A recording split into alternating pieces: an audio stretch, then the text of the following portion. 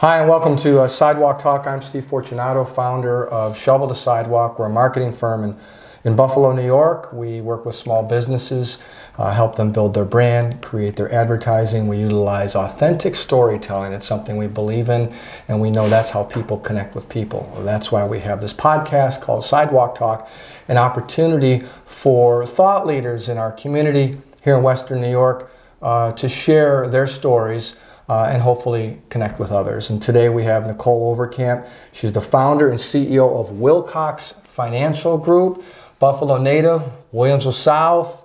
Now is an author. We'll get to your book in a little bit. You have a couple of companies going. She's obviously a businesswoman. She has which is interesting to me, of a bachelor's in psychology. Then you achieved retirement plan. You're a retirement planning specialist. You received that designation from the Wharton School, correct? I did. That's impressive. An MBA with concentration in finance. But you're also a very strong advocate for empowering women. You have a niche as far as marketing. We'll get to that too. What I want to start with is I don't know, is your passion for money? Is it what is it? What got you into this industry? Well, it actually stemmed from wanting to help people. And so I have a background in psychology. One of my first internships was dealing with a eating disorder clinic, and I thought I wanted to be a family social worker and attorney. Oh. And so that was my first internship, and I had a few others. And what I realized was, I wanted to help people, but I was not passionate about the MSW side of things and how emotional it got. But what I really enjoyed was actually running the business office and doing the finances for one of the internships that I had. And at that same time, I was also working part-time for a financial advisor. And so when I got my acceptance letter from UB for the MSWJD program, I had this midlife crisis at like 20. A little early.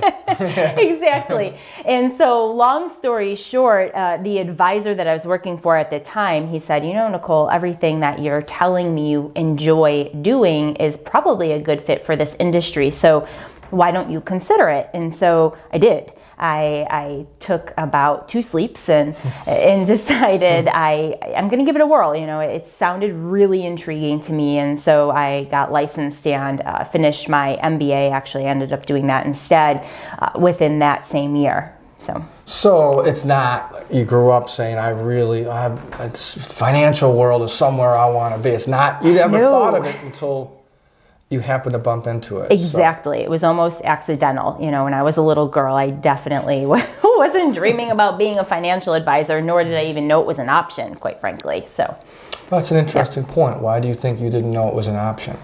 Well, I think because I didn't grow up around money. My family didn't have a lot of it, and my parents never worked with a financial advisor. And so I actually grew up, it was just my mom and my sister, and she was a single mom, and we did our best. And so there was never an ability to know that there was something different available or help available or a better way, really. It was really just, getting by and doing the best we could. So there's financial planners and there's financial planners. So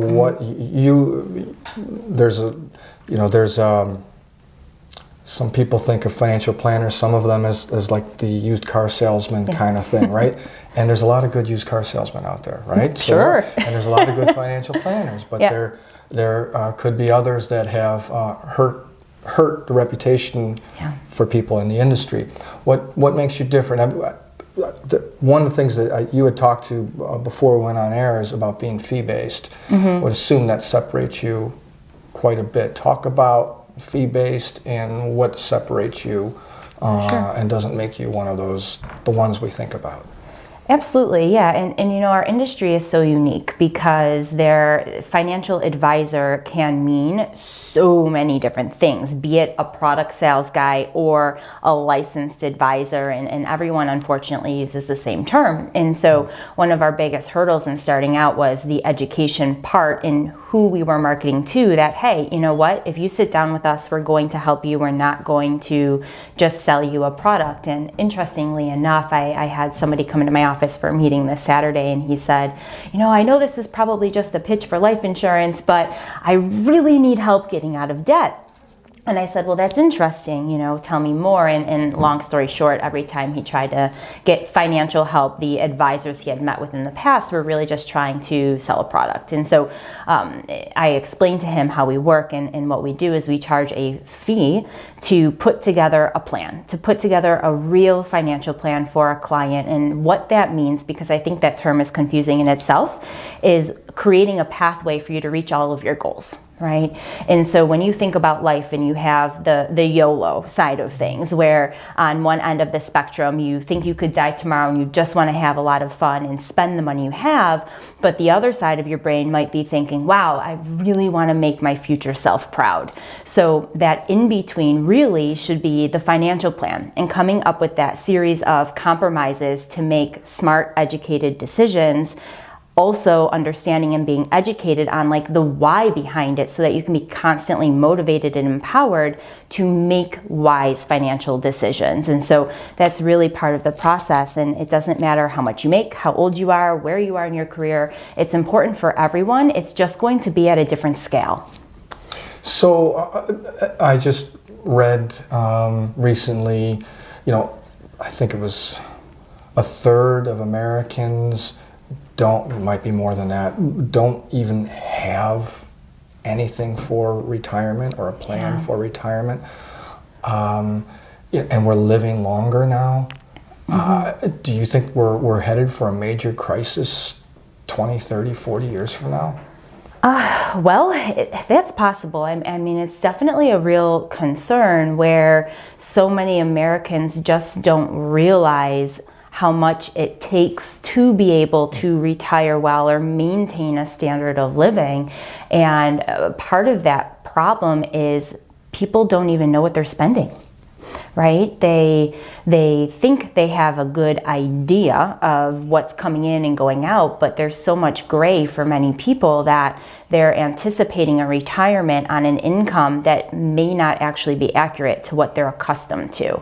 And so when you flip the switch from earning and always being able to make more to no longer able to earn, it's really difficult. And a lot of people also are in that bucket of a little bit delusional. And they think, well, I'll just work forever, or I'll work until I'm 70. And the problem with that is, what if you can't? What if your body says otherwise? Or what if your employer determines something different for you? And so it's really about, you know, the more educated you are and the better you're able to plan, you're really just setting yourself up for more freedom. So if you want to work until you're 70, that's great, but at least if you have a plan standing behind it, you may have the option not to. So what would, I know, I realize you custom build every plan for every person, but someone that wants to work till they're 70, what would a plan do? I get it, if they get sick when they're 60, they may not be able to work till they're 70. If you get sick when you're 40, you might not be able to work till 70. But what is it, what are the strategies that can be implemented to have the in case you can't do what you want to do? So I always talk about this in business. You have to have a strategy, and part of your strategy has to be, you have to be able to pivot away from that strategy. That's right. But how does that happen in your world? So for us, it is first and foremost, it's cash flow management and understanding how much you're spending and what you're spending and being intentional about that. So, I always want people to think about, what is it that you're spending your money on, and does it all bring you joy, and is it intentional? Or is it spending without thinking too hard, right?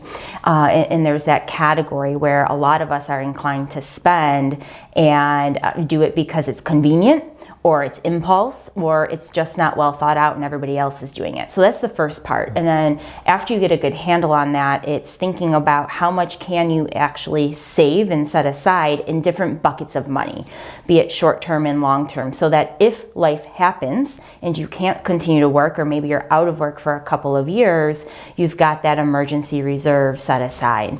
Gotcha. Additionally, we talk about insurance, and that is, some people hate talking about it, or they tend to get a little squeamish, but if you think about it, it's really such an important part of a financial plan, because life happens and we can't always plan for life, but we can certainly be prepared for what may come about. And if you think about it, we insure and spend money on so many things, whether it's our cell phone, we buy car mats for our floor, but we typically don't want to think about, well, what if we should insure like ourselves, our life, or our income? And so that's a big part of the discussion, is saying, hey, if you can't work tomorrow and you're out of work for 5 years, can you afford to live without a paycheck?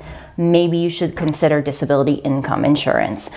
Or worse, even if you die tomorrow, are there people that you love depending on you? So it's definitely part of the discussion in putting together a financial plan so that you are prepared, but more importantly, being educated on the options with insurance and understanding the different types that are out there, the different carriers that are available. It's such a complicated and complex world in regard to financial products. So the best that you can do is get educated and then make a decision that you feel confident about, so that you're prepared. When it comes to life, the first thing people think about, I'm assuming they think life insurance, not necessarily disability insurance, right. Income, short-term, long-term. There's long-term health care, or what's that called? Long-term care insurance? Long-term care insurance, and I do want to touch on that. But when it comes to life insurance, there's those that say life insurance is for life insurance. It's a 30-year term, and it's if you die young, it's so you can take care of those that you love. Right. It's not an investment tool. Then there's others that say it's an investment tool. What do you say? It depends. It certainly should not be first and foremost looked at as an investment tool. Life insurance should be purchased because you need protection and life insurance, meaning if you die, you want somebody to get a income tax-free benefit, okay? However, there are term insurance policies which are cheap. They last for a period of time, and they're a great fit for young families that don't have the budget for permanent insurance, where you can obtain a big death benefit. The con to that is that some people want life insurance to last as long as they do, and that may be beyond a 20 or 30-year term. Or there are some families that want to use it as a wealth transfer mechanism, where it's guaranteed to last forever and it's going to pass down wealth to another generation or pay for final expenses. We're all going to die at some point. So people want that to be set aside and guaranteed. In addition, there's some individuals, and like myself, where I have permanent insurance, not as a wealth transfer tool because I don't have children, but because my husband and I, decided to give a lot to a couple of nonprofits that we feel that are very important and really helped us quite a bit in the past. And so we feel the need and obligation to give back.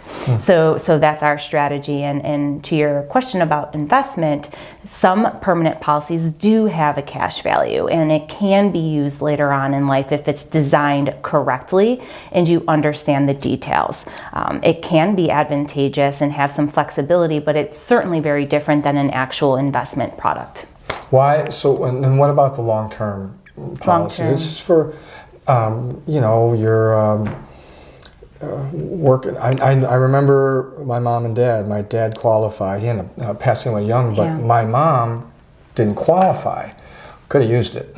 Yep. Explain that insurance and why it's so important and what it can do. What can happen if you don't have it? Sure.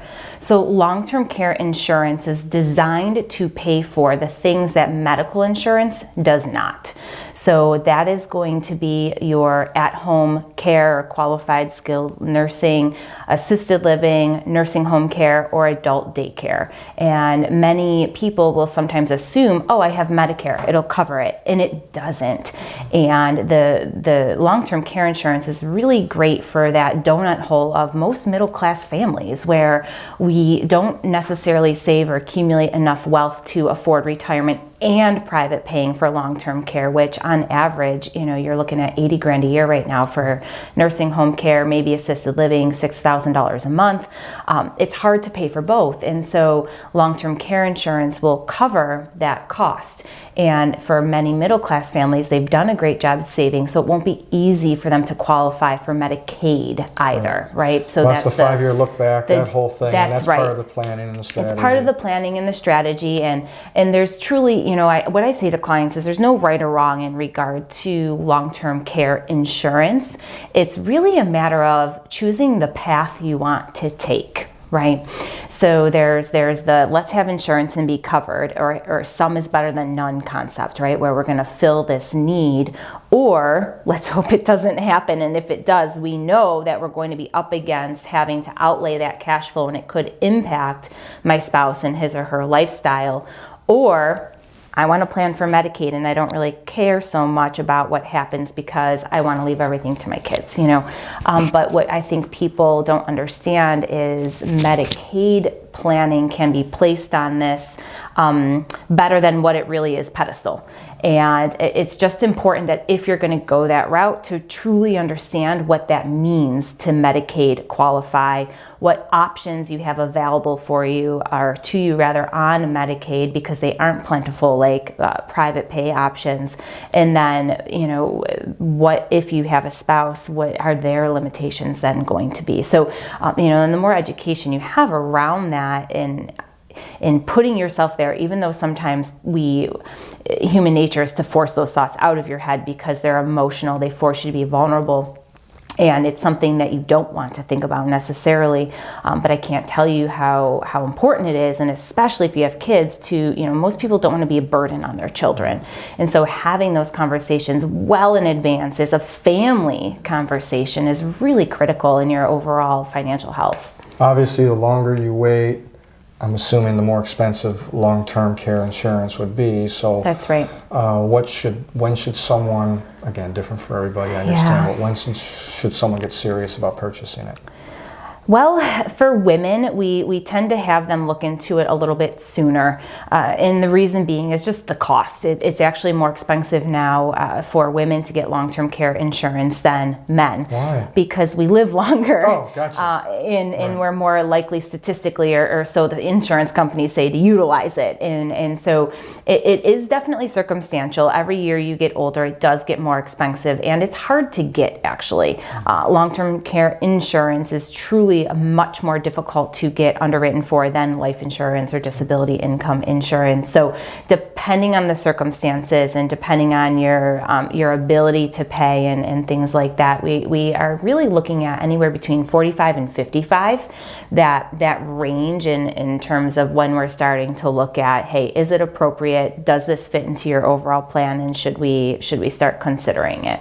You mentioned it's more expensive for women. You specialize in that. You focus on. You wrote a book. I've known you for 18 minutes. I'm uncomfortable saying the name of the book, so I feel I don't want to disrespect. Money B. Yeah, Money B. Money B. Asterisk ITCH. So you co-authored this with Sarah Blankenship. I did. Tell me. I mean, it's really cool. So. It's awesome. You can get it at Amazon anytime. Can you see that? There you go. For those watching on YouTube. So tell me about it. Tell me why it's a no BS guide for smart women who want to own their financial future. Marketing wise, I love it. I love you've gone to this niche because we want to be everything to everybody. Right. And people want to work with people that specialize. All right, but what take me there? Why did you write the book? How did that start? What are you thinking, and why are you focusing on, besides the marketing purpose, but why you obviously have a passion for empowering women. So take me through this. Well, I think that there's so many different components to that, right? Where when it comes to women, we are not always inclined to take care of ourselves first. Okay. And second, there's not a lot available out there. There hasn't been in the past of firms that cater specifically to women, to their needs, to how their mindset works, in a place where you can show up and feel like you're not going to get judged. You can show up and talk about the stress and the emotions of maybe having to go through fertility treatments, which, by the way, cost thousands of dollars, and you have to plan for that. And then getting the right education. And so over the years, I kept hearing the same thing over and over again. It was well, I don't even know the questions to ask, or I don't know who to go to, or I feel uncomfortable, or I'm embarrassed. I feel this feeling of shame that I'm really successful, or I've gotten this far, but my money situation isn't where it should be. And so, after you hear, or my husband takes care of it, that to me is like nails on a chalkboard. And so I wanted to create an environment that could be comfortable, but make a huge impact. And the thought process behind the book was, how can we appeal to more women and on a broader platform and encourage them to take action? And so with the book, we broke down all the different components of financial planning, and every chapter is a different part that we felt was really important. So in the first 2 chapters actually don't really pertain to financial planning specifically at all. The first chapter is asking for help doesn't mean you're helpless. And the second chapter is you're not a bitch for saying no. Because quite frankly, so many women don't take action because they are either afraid to ask for help, or they don't know where to go, or they don't take the time out of their day to think about the future. Life it goes by in a blink, and often we're doing for everybody else, or the day-to-day minutia in the grind of our lives, and we forget that, hey, there's people out there that can help and want to in fact help. I just need to raise my hand. And then the other part is setting healthy boundaries and money limits. And so those first 2 chapters are really talking about psyche, mindset, and putting yourself in the right headspace to actually then put together a financial plan that you don't think about just once, but that you are forming new disciplines for consistency, so that you can get results long-term, forever, versus just a short-term fix. And so the other chapters are going to break down from spending and budgeting, life insurance, disability insurance, planning for retirement, and all of those things in between, through really fun stories. So we wanted to tell it in a way where we want women to read this book and say, oh my gosh, me too, or I'm not the only one, or I didn't think of that. And the hope is, after reading the book, that they're inspired or empowered to just do something for themselves, even if it's one little thing to take action on, to put them into a better space. You mentioned what nails on the chalkboard for you is, my husband will do that. I think that, I don't know the statistic, but I would assume a lot of trouble in marriages are financial. We all know that. Right. And a lot of that comes back to communicating, or not communicating, which brings into problems.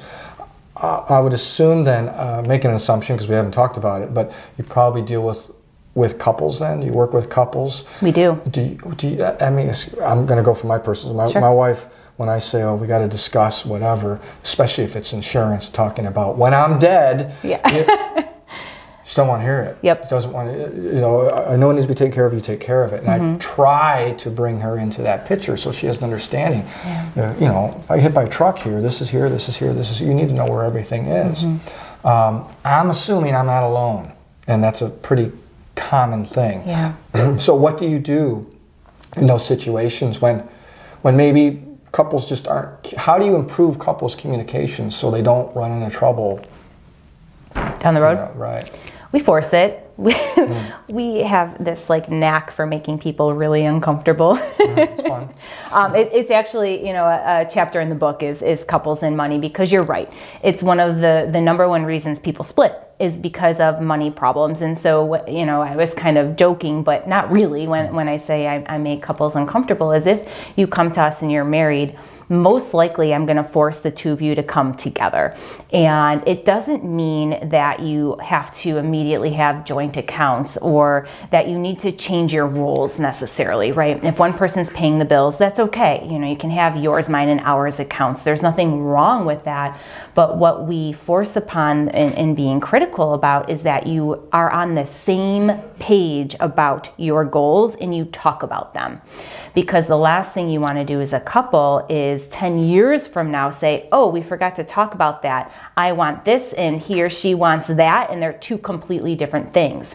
And maybe that's a time when your kids are grown and out of the house, your distractions are gone. And now you're rebuilding not only your future and your lives together because you never talked about it, you want different things. And so we see that happens a lot for people that kind of kick the can down the road or they don't bring it up. And so the most important thing that you can do for your relationship, if you can before you get married or early on, is just spell it out. What do we want for each other? What do I want for myself? Because at the end of the day, you're two different people. You don't have to want all the same goals.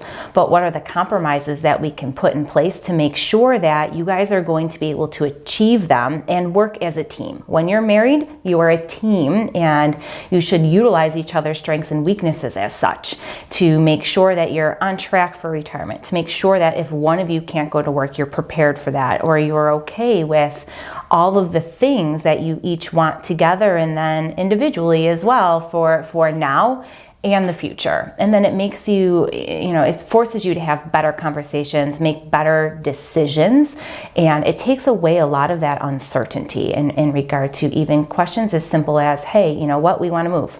Should we move into a house that the bank says we can afford, or a house that affords our lifestyle in what we actually want to do day to day? So I would assume you run into a lot of, we got to keep up with the Joneses. That's always a problem. It is. Yes, and for couples too. And it's worse nowadays than it used to be because of social media, right? So it's constantly in front of you in terms of what everybody else is doing, and whether you want to admit it or not, there's probably moments throughout your day where you're like, I want to be doing what she's doing, or why does she make it look so easy, and why am I grinding it out, and the one rule that I set with clients is, look, like if we're going to work together, you have to promise me you're not going to compare yourself to anybody else.